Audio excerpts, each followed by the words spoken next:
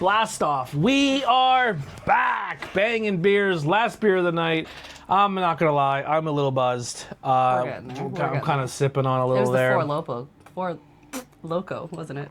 Yeah, I'm gonna be a little crossfaded too at the end of this because we're gonna go and enjoy a little Blazing Buds, which we record tomorrow, by the way. That's right. But we are recording this last one of the night. We're getting a bunch of content out, but this last one is the Red Velvet Porter from ITHACA Brewing Company. Let's talk about them. They are from Ithaca, New York. They are a regional brewery. They average a 3.65, so they're right under that 4. Untapped. They are untapped. They have a Twitter, RNX, a Facebook, a Instagram, and a website, ithacabeer.com. 796,000 check-ins, Yeah, that's nice. 256 unique. I don't know what unique is. We have to research that. I feel like that means unique being like... Google it. Google what is a unique check-in I'm on gonna guess tap. that means like somebody who, don't guess, who is Google. by himself. I Yeah. don't know where my phone is. Google this later. We'll look up. I always forget to look that up. 23.8K likes. I've had one Ithaca beer. I feel like there's more. I feel like I've had more of them. But Ithaca Brewing Company specializes in brewing world-class craft beer, farm-to-table, American-style fare is served in our lively and modern brew pub restaurant. In addition to year-round favorites of our popular Flower Power IPA, I had that. You also choose your new 5 barrels of beer, a special Thursday night cast, a seasonal selection on rotation in our tap room. Enjoy dining indoors on our patio and lawn in the warmer months. Brewery tours are available on weekends by reservation. I wonder, is Flower Power the one I checked in? That'd be hilarious. It is. It is Flower Power by Ithaca. That is like the go-to quintessential, like, craft beer. I feel like a lot of people have experienced Flower Power, especially in my area. Not my assumption. Hold on. Wait a minute. So to answer your question on Untapped, total check-ins refers to the overall number of times a beer has been checked in, while unique users refers to the number of distinct users who have checked in that beer. So the beer itself has been checked in, what was it, like 700,000 times, but it has been checked in by a total of 300,000 viewers. Got you. So for that case, they're almost 800,000 times it's been checked in. Unique people, so almost 256,000 people have checked it in 796,000 times. That makes sense. So unique is the people. Yes. Yeah. And out of those 256,000, only 23,000 of them hit the like button. So fix that, Untapped users. Fucking like these guys. It's like YouTube. People go on and they watch a video, but they don't hit the thumbs up. They don't hit the subscribe. You're fucking us, What are you people. doing? You're fucking us. What are you doing? We're working hard here. Fix They're that making beers. We're drinking the beers, making content. These cameras and microphones aren't cheap. Hit a goddamn button. No means. I'm gonna hit the button because that would be fucked up if I didn't, right? You didn't. I was like, yo, wait, how come you haven't liked them yet, though? I hit it, I swear. did. Apricot Wheat, I had that one. I'm just looking at their beers here. Let's see if there's any that stand out for us. Fugly Sweater sounds fun. A dark lager. Ooh, I probably won't like it. would. You would like the darker one. But maybe we take a trip up to Ithaca, New York, and have There you some go. beers. But this one is the Red Velvet Porter. This is the one I got at the keg stand in Monty City. I bought this for Lily because she likes darker beers and I don't. So when I go get beers, I get the ones I like, and then I try to get her a darker beer that she'll be into. And also, Red Velvet cake is delicious, and it's something we've had It's my favorite. as her favorite, and we've had tea parties with her daughters, and we ate Red Velvet Easy Bake Oven cake, and they poisoned it. Wait a minute, they didn't poison the cake. They poisoned the Kool-Aid tea with the cake. Yeah, it was a whole thing. I almost died. It was a whole scenario. 732 people checked this in at a 3.66. 3 of my friends checked in 2.83. Is the It is average. cocoa, coffee-ish, chocolate, dry, thin. Porter brewed with cocoa powder, natural flavor, and artificial color. My dad checked this in and gave it a 2.7. Oh, it does have like a red color to it that I didn't notice before. He gave it a 2.75. He was not a fan of this. Another friend here gave it a 1.75. Velvet Porter. Yeah, there's a little bit of a red tint to it. Yeah. She put a flashlight to it. I did. I'll do it for the camera so y'all can And see. Steve M gave it a 4. So you already had this one, Lily. No, I haven't. You've drank I've been this. waiting for this. You drank a can of it. I think you and your dad had one the last time he was here, but I don't think I've had it. I think you're full of it. I think I gave you one. I have been excited for this for quite some time, and every time we go to drink this, I get stuck with a no. Let's do a 4 loco. Smells amazing. It smells amazing. Oh, cheers.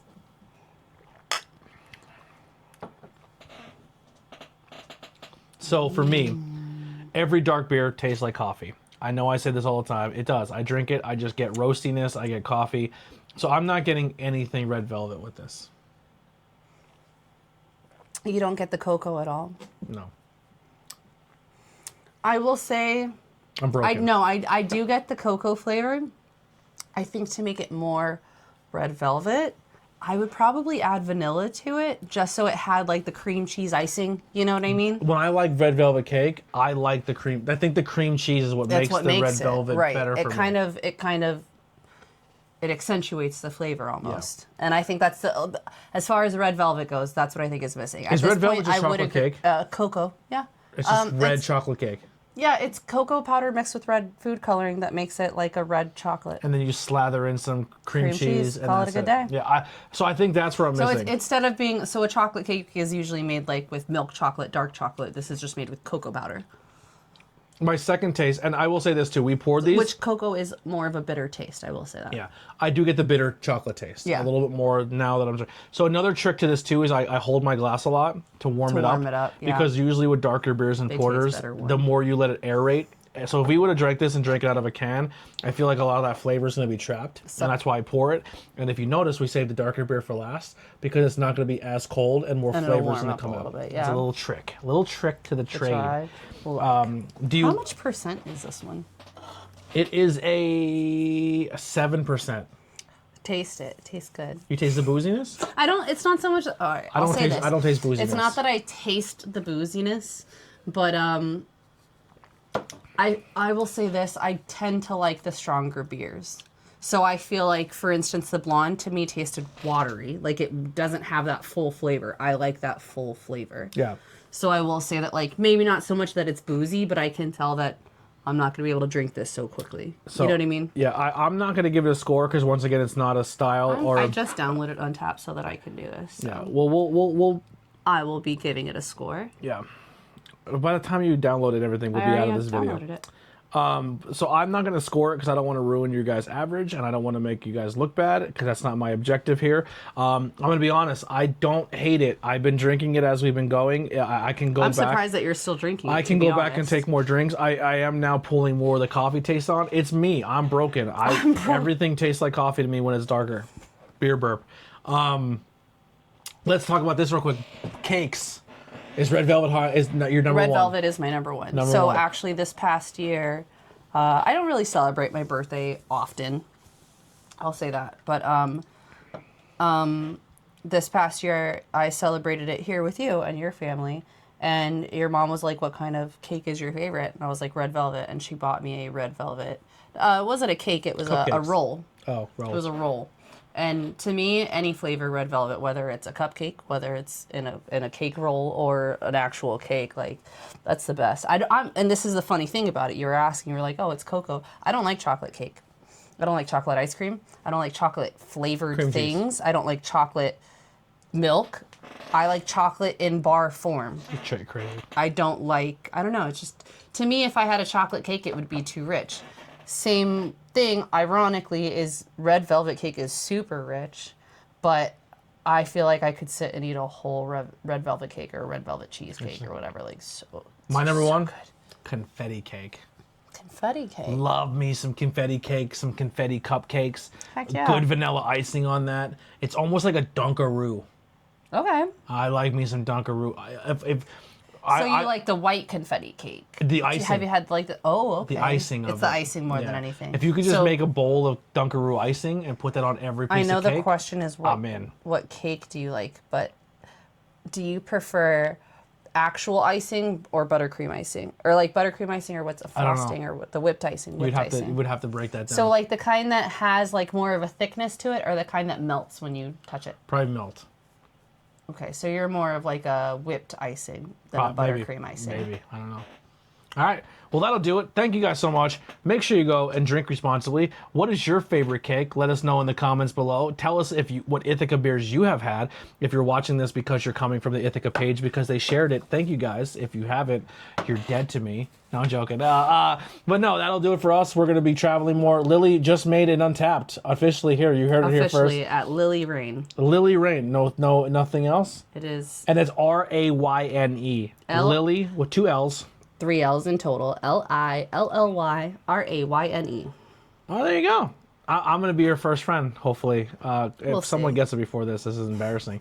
But we'll see you guys in the next one. I don't know what next week's episode is going to be. Probably another Four Loko, because we have to drink more of those. And then we're going to go and get more beer, and I promise we're going to drink cooler and better stuff. And maybe even go on location and drink some fun beers. Now that we have jobs and we can go explore and go on date nights and go to nice breweries, we're coming for you, Northeast scene. We're going to fucking do up the rounds. And let's not stick to just breweries, because there's some bars that I've wanted to take you to that aren't necessarily I'm cool bar reviews. That aren't necessarily like craft beer places. So Bangin Beers, I always wanted to turn into brewery review, like beer reviews, brewery reviews, bar reviews, like dive bar reviews, and also like I'm taking him to my favorite dive bar that is also 3 bars in one. We're going to review bars. You heard it here first. We'll see you guys in the next episode. We're out of here. Bye. Actually, tell us your favorite dive bar, or if you're in the Skook or just in general, and we'll go and try to hit up your dive bar and go drink beers and tell you what we thought of the experience. See you next time. Do karaoke, too.